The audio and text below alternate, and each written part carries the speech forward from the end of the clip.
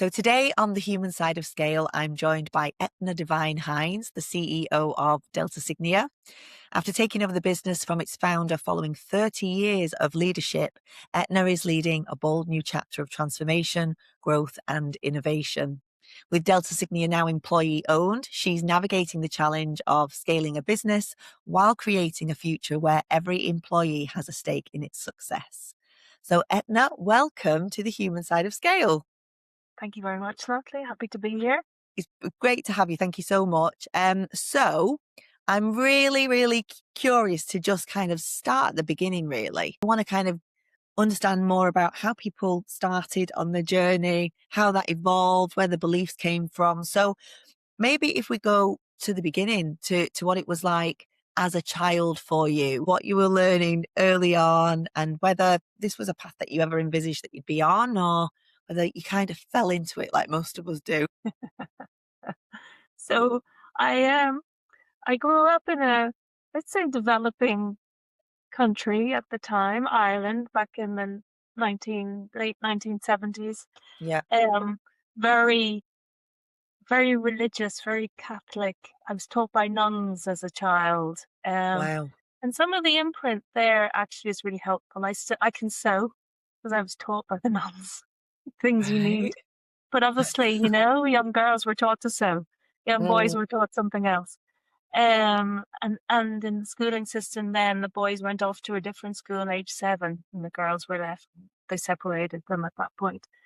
The nuns were very kind. That was my experience then. Um, but yeah, it was a society heavily governed by religion and Catholicism, and that's the way it was. And you either got with it or you didn't, you weren't part of this society. So that had an imprint. Um, um, and then in the 80s, things were very, in Northern Ireland, things were, there was the troubles that were going on. My father was a political journalist, so we moved up into basically the middle of um, the troubles. We lived in a seaside town. It was, um, you know, the troubles were happening in pockets across the province. So I had a relatively normal and free existence as a teenager. Yet that was going on all around me, and they were the things that were discussed at the dinner table at night, what was happening across the world and its impact and vis-a-vis what we were living through. So that shaped me, I guess. Early stage exposure to very strong cultural input, and how that impacted society and beliefs and how people engaged and with each other, with communities, with institutions. Um, and I decided then at aged 18, I was gone. As soon Yeah. as I could, I was gone. Yeah. Because that's not a society that you really want. Life can be challenging enough. You don't need that extra stuff in your life. Yeah. So I studied in England. So that was the early Okay. bit. Yeah. Amazing. So just coming back to because there's quite a lot in that I'd like to get into. So obviously the whole experience kind of being educated by nuns. So were you in full-time kind of sleepover type schooling, or was it just you went every day, or Yeah, normal school. was it normal school but it was nuns? Okay. In Ireland at that time, and I think I don't know how it's changed culturally as the country's changed radically over the years, but at that time you had to be a Catholic to go to school. You could not get an education without being of the Catholic faith. You could not Wow. go to a state school. So that was part and parcel of, you had to be branded to get through the door, Wow. which was not something that my parents agreed in. They believed in the separation of church and state, but that wasn't freedom. There wasn't freedom at that point, and so you had to just roll with it. That said, I didn't have any negative experiences. Obviously, we now learn later that many people did, Yeah, and that's that, what I was and curious about. unfortunately, my experience of the nuns were, they were kindly, and we had a very kindly, caring nun in charge of our primary school, and And she did have a very positive impact, I think, on all of us. And obviously, with your father being a political journalist, so you moved to a different area of Ireland. Were you like in the thick of it all then? Was it Belfast? It was near to Belfast, about 15 minutes drive, so enough that Okay. my father could get around the place to attend events that had unfolded, whether it was a bombing or a Mm. shooting or a whatever attack or bombing or whatever had happened. That's usually what would have occurred, Yeah. some kind of major bombing or attack or shooting. And how did that impact you? Can you kind of go back to how you felt from like a feeling of safety? Do you feel that it impacted your nervous system in general throughout life? I think maybe there's a, because that becomes natural Mm. part of your existence. Yeah. It may be that you kind of, that becomes normal.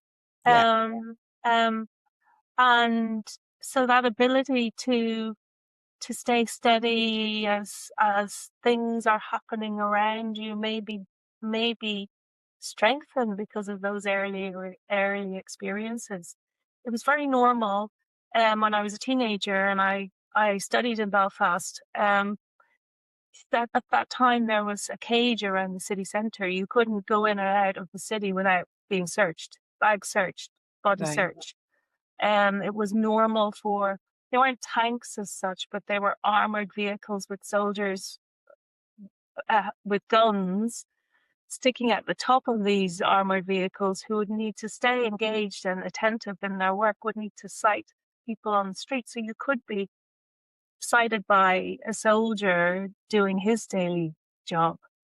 So that became, that was normal. That was normal.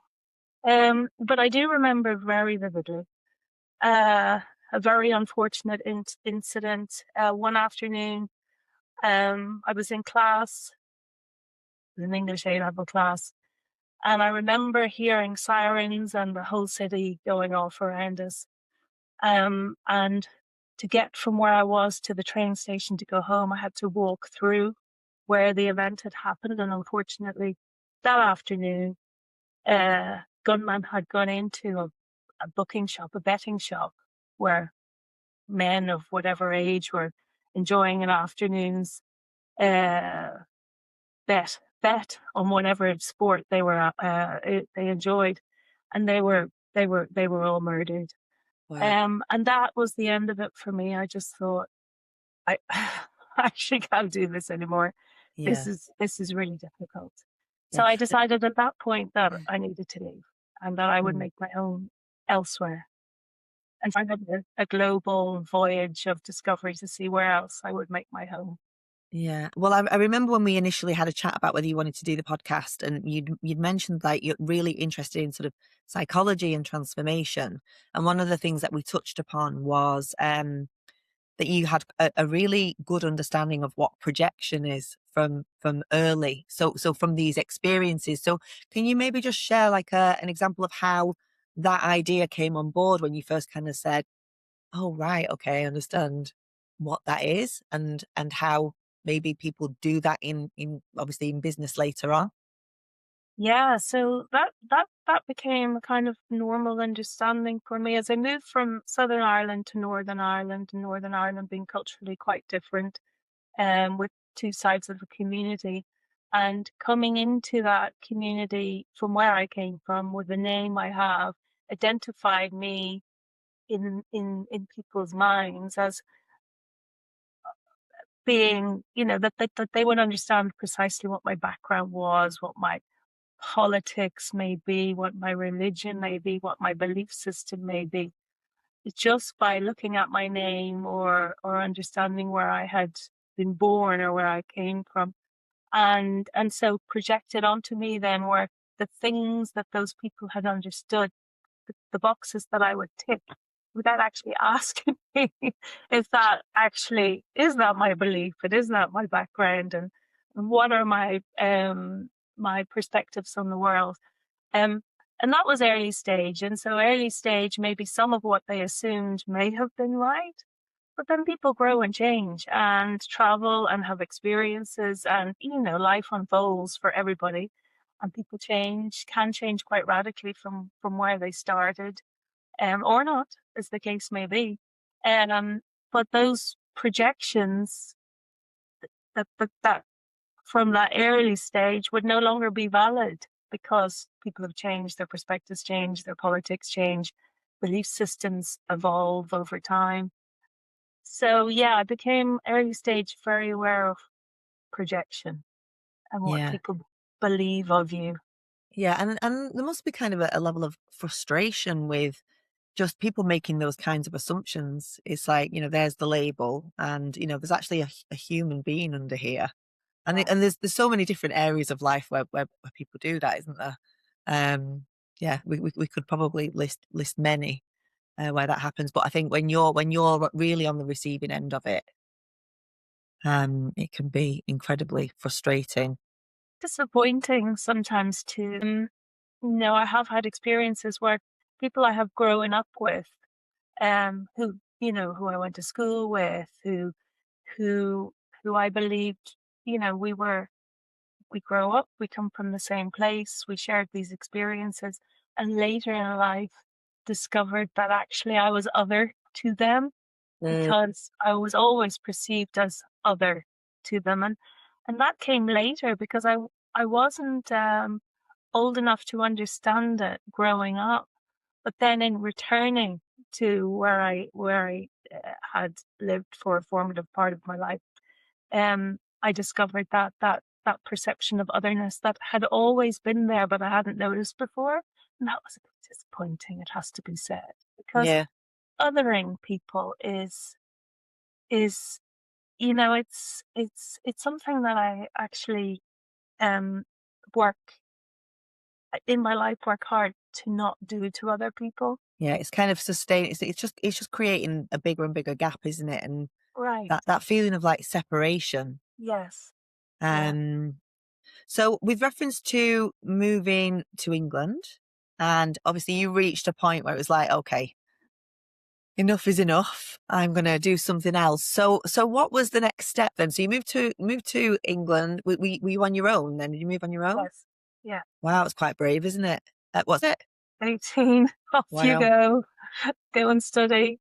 Yeah. So that was a big step out. And you win some, you lose some, you have your battle scars. Um, but overall, it was a very positive experience. I was studying, m-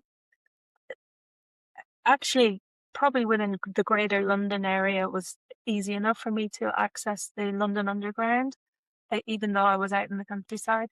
And so that was great. I was able to do the cool things that London could offer back then, you know, uh, markets on a Saturday and stuff like that. So yeah, it was a great experience living in southern England, and then and that gave me access to great employers because all the choices there for a placement year, and then my first job in London, in West London, in Chiswick. So, great experience. 4 years, well, 3 years study, 1 year placement in industry, and then into my first job, and that was all very straightforward. Yeah, and with that grounding and starting point, I actually didn't look back. Yeah, I was going to say, was it almost like a relief to leave all that behind and kind of do you feel like you sort of dropped that whole identity and just became someone completely new as soon as you moved? Well, that's the advantage of moving throughout your life. You can reinvent yourself quite regularly, Yeah, depending on how many moves you make. And yeah, so, yeah, there's an element of that. I don't think I set out with that plan when I was 18 years old. I just wanted to get out of a society that just wasn't going to I bring any advances for me, and something that I didn't want to be a part of. So yeah, I just left it. Still very fond of my home, but actually my home is the island of Ireland. I don't have any particular bits I feel more akin to. I definitely am Irish, and not dropping my nationality, which I'm quite proud of, even though there's all of that stuff associated with it. Um, but yeah, it allowed me as a young person to tap into opportunity, and that was really key. And that wasn't available where I had come from. So obviously getting into IT then. So was your first job in IT?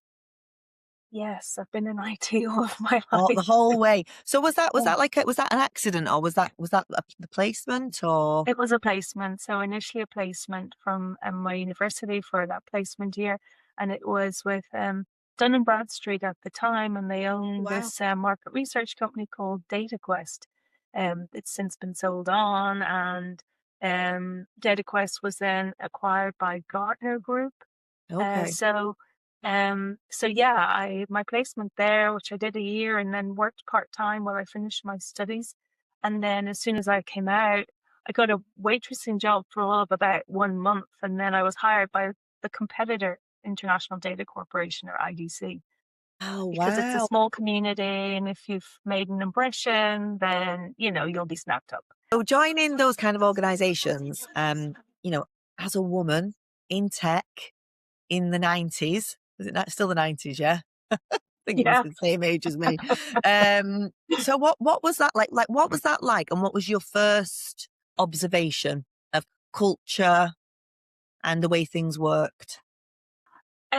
So, young one, straight out of university, into first job. I was gunning, I was going places. I didn't know exactly where I was going, but I had a huge amount of energy to get there. Mm, So I just wanted to get in and do a really excellent job, and so I did, and I didn't find any barriers in my way at all.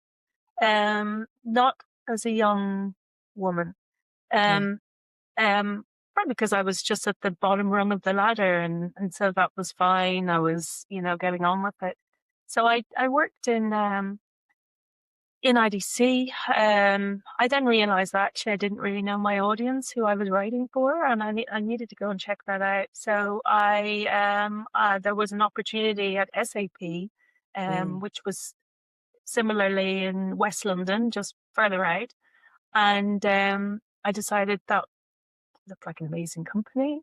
So I went there, and yes, that's been the first time I probably encountered that kind of, oh, young girl, who's going to do this job, what was Um, the job? What was the actually job the job that you actually went my for? first job with IDC was a competitive information analyst. So Okay. this major company had only sold a single product previously and was starting to get into new spaces, and so they needed somebody to analyze the competitors in these new market areas they were getting into, to support their sales teams with tactical and strategic information to help them win deals. So it was fear, uncertainty, defense type information, kind of read out and who our key competitors are in CRM and in HR and in Mm, whatever other spaces we were going into. So it was a brand new role in this, fairly male dominated sales team within the UK. That was my region at the time. So yeah, always that kind of if you, I mean, obviously, I didn't see any reason why I couldn't be front and center and have a seat at the table and yeah. do my job. But I think that did challenge folks given their reaction to me. But um, I didn't really understand that, and that wasn't part of my lexicon as I Yeah. understood the world. So I just motored on, and that was fine. And maybe a year later, a job opportunity came up to go and work for the board of SAP in Germany. Oh It was wow. part of bringing people in from subsidiaries into headquarters, getting them well networked, and then putting them back in the country. So I went for that and I got it. And that started what should have been a 12-month secondment where I worked in both places, not breaking the 180-day rule. Um, Mm, I did that for a year, and then I was invited to stay. I would stay because I'd become very helpful. I excellent English. I could write well in English, and that became a big selling point for one of the board members mhm. there at the time. So yeah, I stayed for 3 years, and then But then the German language, which I'd never studied German, so I decided to go to live in Germany, not speaking the word German, and then I had to learn German, um, which still to this day isn't brilliant, but it's okay. Like I can manage, and I got Mm. by. But I decided after a while that if I was going to spend my life in the country, I really needed to be able to speak the language fluently. So I then I asked my company, "Well, could I go and live in an English speaking country?" And they said, "Well, is Singapore English speaking?" I said, "I don't know." Well, I'll go and check it out. So yeah, Singapore has 5 official languages, one of which is English. So I said, "Yeah, I'll go and live in Singapore for, well, for at the time it was for however long." So I went to Wow. Singapore for 2 years. And then I got to biological age o'clock that Right. females get to. And I said to myself, okay, this is not the ideal place for me to be to carry on with the next part of my life. I'm going to come back again. So at that point, I did return to Ireland, to Southern Mm. Ireland, and and then I did that thing that females do, which is, you step off, you have ambition in another direction for a period of your life. Hmm. Had my children, well, found my husband, had my children.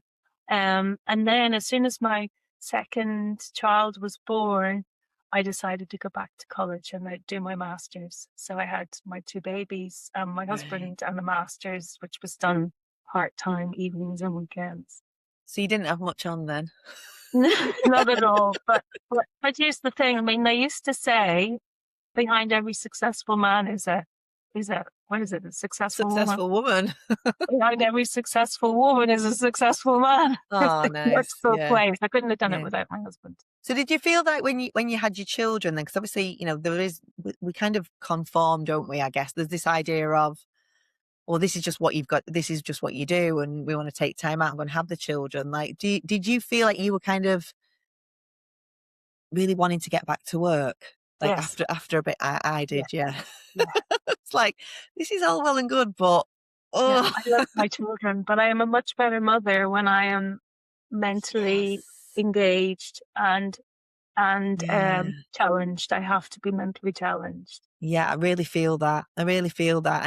And so I think I mean, I didn't actually think that we'd talk about this, but it just seems to be here. Like the guilt that women must feel sometimes when there is that kind of idea, okay, so I've been at home for however long.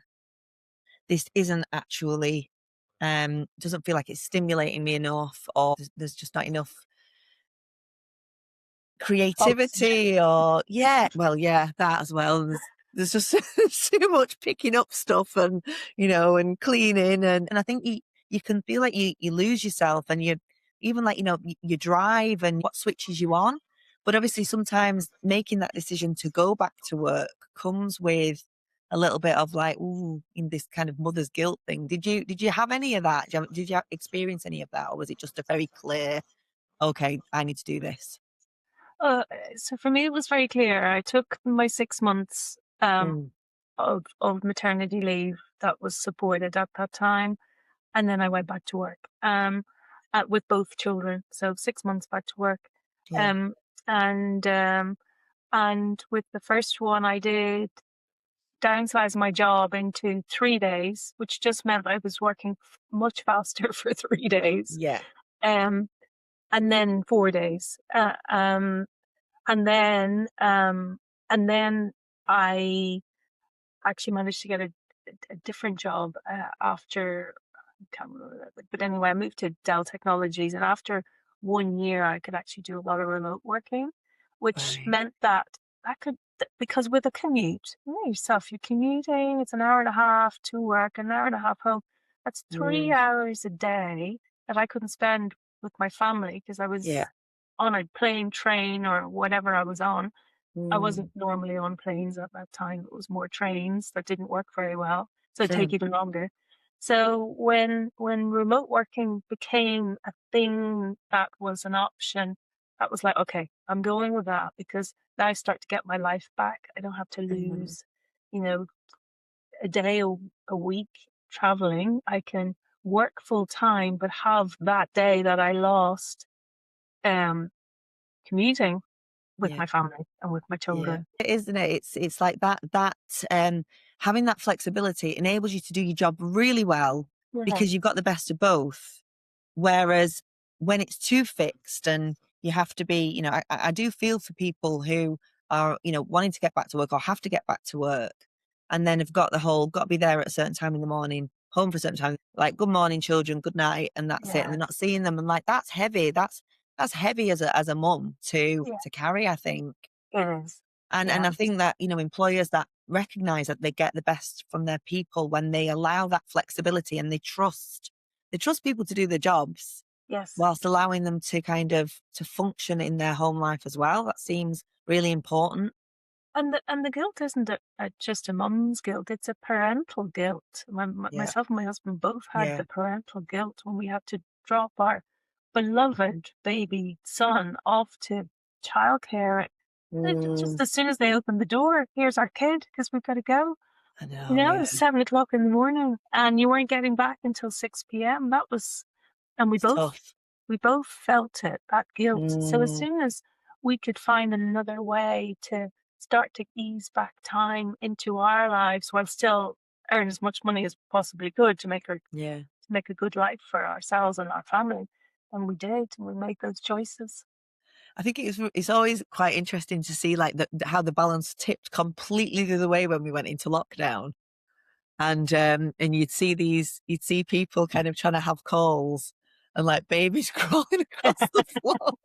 That I famous think one with I think grabbing the it's brilliant. I had a friend who worked for Amex, and she said her son, she's on Zooms and her son's getting knives out of the drawers and all sorts. Just so funny.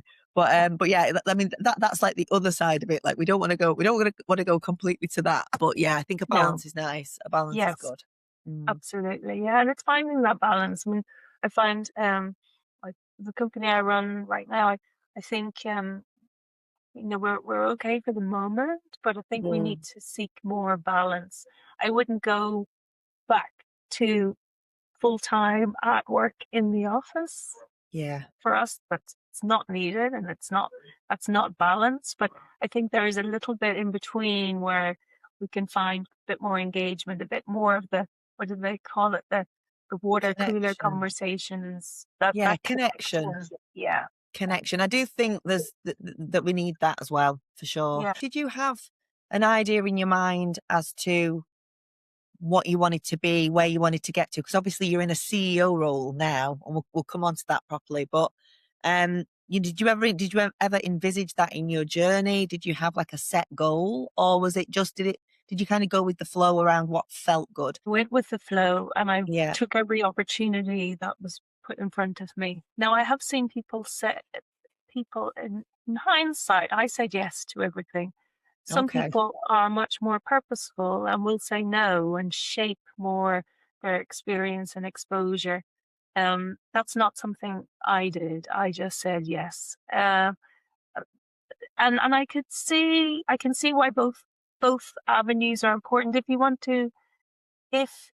want to shape your experience in a particular way because you have a very specific destination, then you do need to say no to things because Yeah. it's outside of kind of your wheelhouse, maybe because of the direction you want to go in.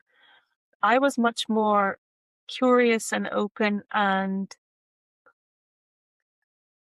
if that sounded like fun, I was there. Right. And fun for me would be, a challenging, big change. Yeah. We need to get something built or launched or changed. And so I would say, yeah, I'll go and do that. So that because of that attitude, it it it gave me a really, really diverse skill set. And you can Mm, see why it's important for some people. If you want to go and be the CFO, then obviously you need to go and um, ensure that your experiences line up to, the wheelhouse of a CFO or any other particular role if you're in HR or whatever. Whereas I let myself experience very, very broadly. mm, Um, but without an end goal. So So at a certain point, then I did reflect and say, hold on, I haven't shaped myself to any particular functional expertise. I'm an all-rounder. Mm. Where does that leave me? Well, it left me either in the business transformation space or in the CEO seat, which I hadn't really contemplated. I had, of course, contemplated business transformation, but without a functional expertise, you're very broad. So Mm. you're either in broad business transformation or CEO. Um, and that kind of came upon me when I had been made redundant and then needed to look at my, what cards do I have now? What can I play? And Mm. reflected on, maybe I should have said no. Maybe I should have shaped this a little more because it's easier to package myself up now if I had functional expertise and depth rather than this broad experience. Then as it unfolded, the broad experience fits the CEO role. And Mm. there was this other little thing in my back of my mind all throughout my experiences, which is I'm exceedingly curious and I love to know what's going on everywhere. Um, Right. and so even if I had a certain seat in the organization, I'd want to know what's going on over there and there and there. Yeah. And then I discovered later, well, that's actually sitting in the seat of the CEO. That's the vantage point you have. So I Mm. realized I'd actually always been yearning for that vantage point, but hadn't connected the dots. Well, you can kind of see how you naturally veered into that role because you have been curious and open. And it sounds as well like because because of what you went through when you were younger, you kind of were quite in tune with your feelings and intuition quite early on. And I Yes. think when you are very aligned with how you feel and what feels good, you know what to say yes to and what to say no to rather than people pleasing. So I think it sounds like you could trust your instinct. You could trust, that feels good. Why, yeah, I'll do that rather than being really set in stone. Yeah, So I you can think kind of that's see right. how Yes. perfect that you've ended up in a CEO role. Yeah. I mean, Brilliant. ideal as I discover. Yeah. Yeah, yeah. So let's come on to that then. So obviously, you spent quite a bit of time at Dell, but the company that you're working for now is an older company. I think is it 30 years that the guy's been running it before you? Yeah. So Robin LaFontaine is the founder. Mm. Robin was the founder and sole owner for 30 years. Robin's now in his early 70s, and obviously he's thinking about the future. Mhm. And he's at that part of his life where he wants to enjoy time with his wife and his children and grandchildren. So a couple of years ago, he basically decided to go down the route of employee ownership trust. Robin himself is a very principled person.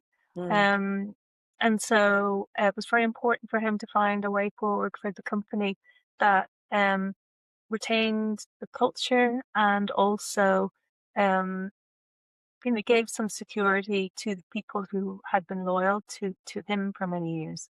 And so, yes, he decided to go down the route of employee ownership trust. And no sooner was the ink dry that they had then what they had been planning on. They started the recruitment for a new CEO well in advance of that, so it was all part of Mm. the plan.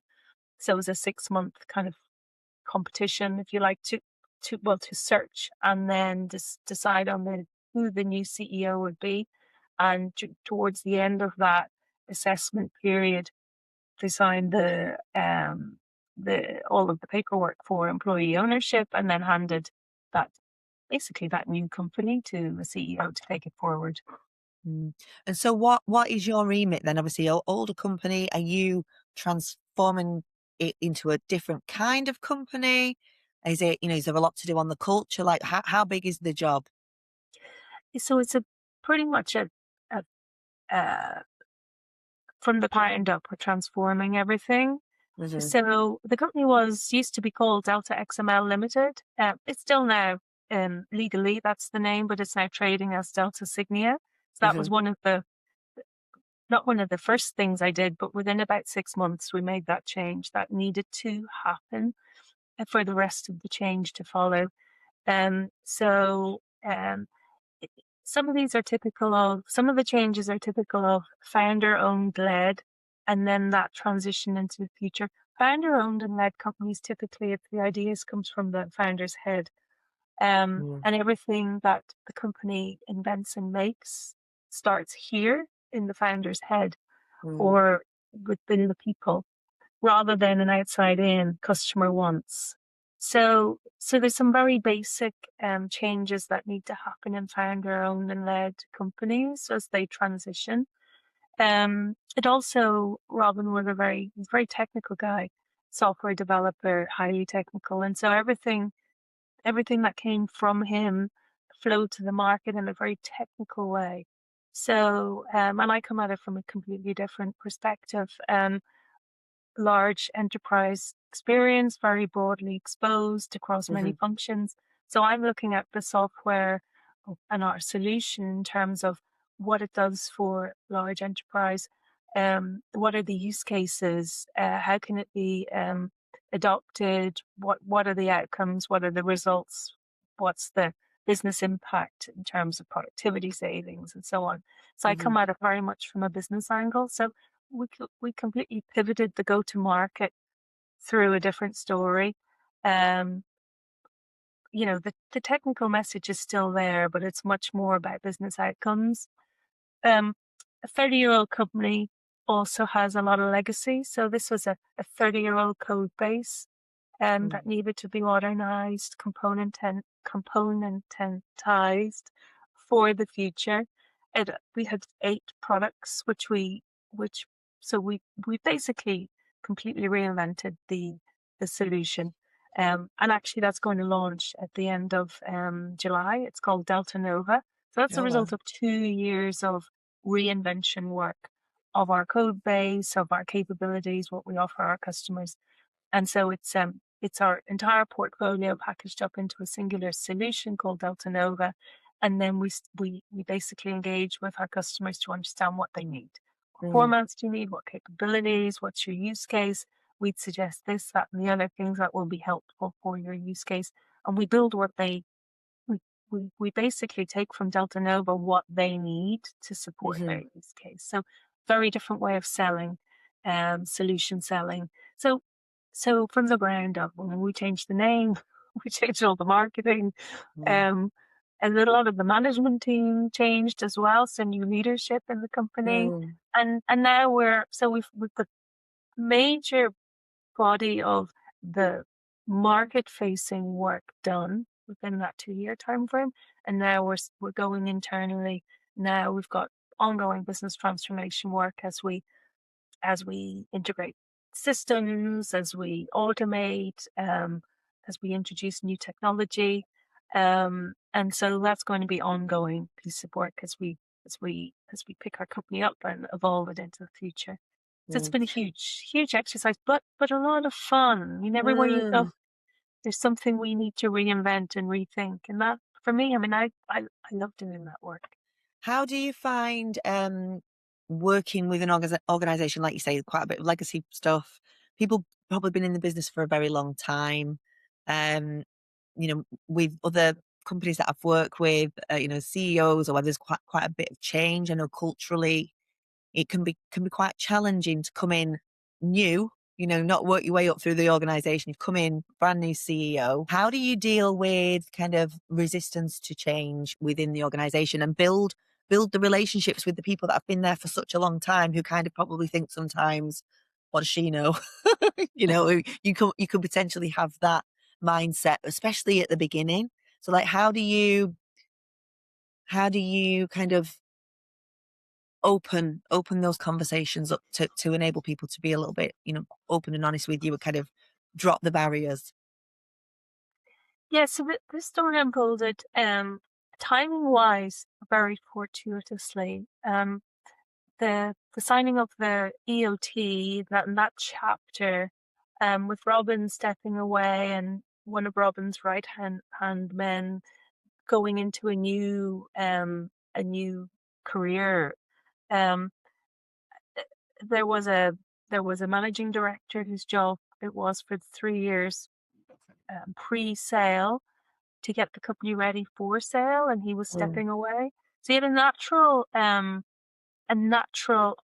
offboarding of senior leadership, which Yeah. left the way clear for me to hire in Hmm. key roles, excuse me, key roles that we needed. And that immediately balanced the ship, if you know what I mean. Yeah. We still had long serving or long tenure there, especially where we needed it in the technology space. Um, but no resistance to the Okay. future, an open mind and open heart to what was coming. Maybe and a lot of our engineers are young, so Mm. um, the tenure there isn't long. It's maybe 3 to 5 years. So there was no major kind of attachment to the way things were. And we Right. still will hear from time to time, that's how we've always done it. But we banished that saying, that's not right. Yes. Not allowed. Um, and I think potentially the employee ownership nature of the engagement Mm. does help enormously because everybody does have skin in the game and they can see. I mean, employee ownership doesn't pay immediately. You know, Yeah. there's a long slog. There's a there's a loan repayment period that has to be done. There's the cash Mm. strapping while you pay significant loans and then try to grow simultaneously. Um, but um, but there's vision there, and I help the team with having the vision for the future and what employee ownership means, and I'm trying to embed that mindset in the organization and in people's minds. Mm. So so so I didn't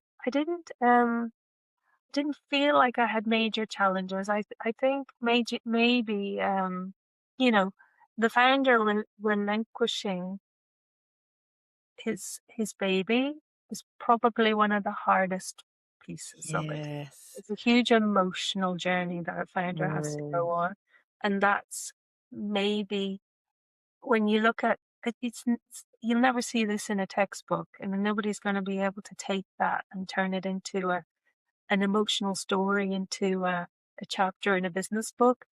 But that's effectively what you're dealing with, and it's navigating, Yeah. and that's the hardest part. Yeah. I can understand. I can absolutely see how you kind of coming in to take over and the person's going, yeah, please take over. Oh, hang on a minute. Take over, don't take over. I might have changed my mind. Exactly. So that takes a Oh. while. It takes it takes a high level of EQ Mm. from the person coming in to try and navigate that, but also be strong enough to push when when maybe the behavior needs to be, Yeah. encouraged in another way, let's say. Yeah. So yeah, there was an element of that being a particular dicey thing to navigate. But in time and yeah, with a lot of long conversations Yeah. and care, that progress was made. I think maybe there is an advantage as well. I mean, without, I'm sure there's plenty of men out there can do this, but I think there's something about kind of female communication as well that potentially can, um, maybe that just more compassionate side and that kind of softness, that sort of feminine energy that not all women in business have got, by the way, like, because I remember certainly, I think we chatted about this on our first chat about when you first come into, into tech and it's very male dominated, like you can put on the masculine energy and think that's what you've got to be. But I think over time and evolving, you realize actually it's a superpower to be able to step into your female energy. And it sounds like, I mean, you definitely got a lot of that. I can really feel it off you. And it's like, that feels like such a superpower in navigating something like that. I can imagine you've helped ease that through a lot with the way you've been.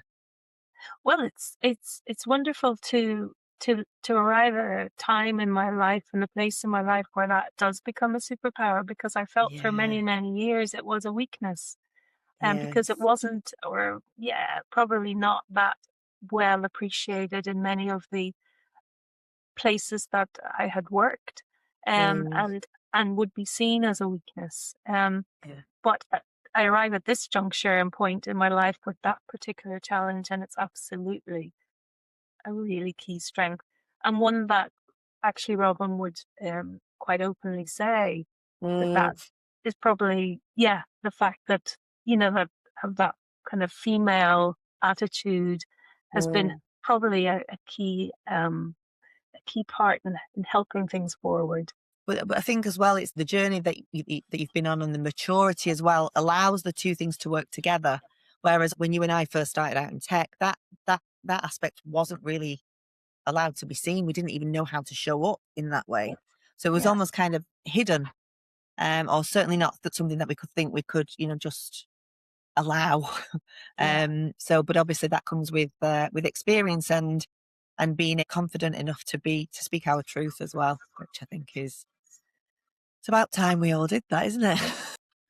yes, indeed, it is. So, just a couple of last questions then before we finish. What would you say is the biggest lesson that you learned in your journey? Is there anything that sticks out where you think, God, that was really, really challenging, but I'm really, I'm really grateful for the experience, even though it may have been absolutely hideous at the time. Yeah, I mean, look, all of these really, really challenging moments in life always bring you up. I think, and certainly my experience, and I believe it's the experience of others, they bring you to your next level of growth. You Yeah, don't grow by, you know, being cushy. It's you my definitely don't. expression. So if I could I borrow wish it you from could. I the wish you could Trotters, laugh. you don't grow by being cushy. You No. got to be pushed out of your comfort zone. So, Mm, and so, yeah, those really, really horrible, messy, traumatic experiences, which frankly we all have. It's just part of being a sure. human being. I think it's actually an intended part of our journey so that we can Mm, grow. Yeah, you reflect on it and you think, okay, that was really horrible, and messy, and actually a little bit traumatic, probably. But I'm in a good place now, and I'm yeah. deeper within me, more in touch Yeah. with me and my strengths. And what I want to do differently, and where I show up and where I work, or the environment that I'm responsible for providing, that Mm, never happens in that environment. You're very clear mm. on what you're willing to entertain. Yeah, yeah. And this is kind of a resilience, isn't there? We don't realize how resilient we are. Yeah, And so there's something always good comes from the pain, shall we say? But yeah. we don't know that at the time. That's the thing, though, isn't it? We can't see what's coming. We've just got to trust. Yeah, or just make your way through in a really messy fashion and come out the other side and Yes. lick your wounds, and then figure out what all that was about and where you're going next. Yeah, brilliant. Oh, lovely. Okay, well, listen, thank you. It's been absolutely lovely to chat with you. I really appreciate your openness and your honesty. Anything to add about the journey next? Like, and what exciting things are coming? Oh my goodness. Yeah, that's like, reading the tea leaves. But yeah, I think the world's really, I mean, look, don't mean to get philosophical, but I mean, we're clearly at a massive inflection point Mm, as humans with AI appearing, and what does that mean for us? And what are the positives and what are the negatives and where are the guardrails and all of that. But at the mm, same time, there's lots of other things happening, like, this kind of neurodiverse story that's been going on for quite some time, and our over yeah. rotation on putting labels on people and wanting to put them in boxes. Like, Yes. when did that all start? But we clearly don't understand ourselves very well as humans, and Mm, that's kind of the rudimentary place we're coming from, where we've got to now, put people in boxes and stamp them, rather than appreciating the very broad nature of our mm, humanity and yeah. our emotional depth and our spirituality, and how all of that is wrapped up together. And so Mm, there's definitely something coming that kind of AI will go off and do some grunt work for us, and maybe that allows us time to become more aware and fully human and aware of who and what we actually are. I yeah. think we had more insight into our humanity in centuries previous, I'm quite into anthropology, and I'll watch all of those, ancient civilization Yeah. type programs. And our ancestors had a much deeper, more holistic understanding of the human than we have today, coming out of the industrial revolution, and Mm. now into this technical revolution. And so I'm hoping that, that there is an element of us getting a deeper, bigger, broader handle on our humanity. If we Yeah. can offload some of the grunt work, some more of the grunt work. Yeah. I think the labeling, it's almost disempowering people. Absolutely. Yeah. Because, there's so much of it now, and everybody's got something, and that's not diminishing people's experiences, but I do question where it's all coming from. And when we look at sort of how much people are on their phones and are disengaged from the present moment and all of that stuff, like, I feel there's a lot in that, but that's a whole other Mhm. conversation. Yeah. Yeah. But yeah, I agree. I think it's interesting the way these things kind of feel like they're gonna it gets really uncomfortable for a while, and then some life is gonna win. We know that life's gonna win in the end. It just might be, like with a lot of other things, uncomfortable for a while. Mm. And I feel like Yeah. that's where we're at in the numerous different areas, and it will unfold perfectly. But yeah, it's just an uncomfortable time, I would say, for many different areas. Yeah. Yes. So thank you, Natalie. Thank Yeah, you. thank you. It's been really, really lovely to chat. Really appreciate it. And yeah, we will see you again soon.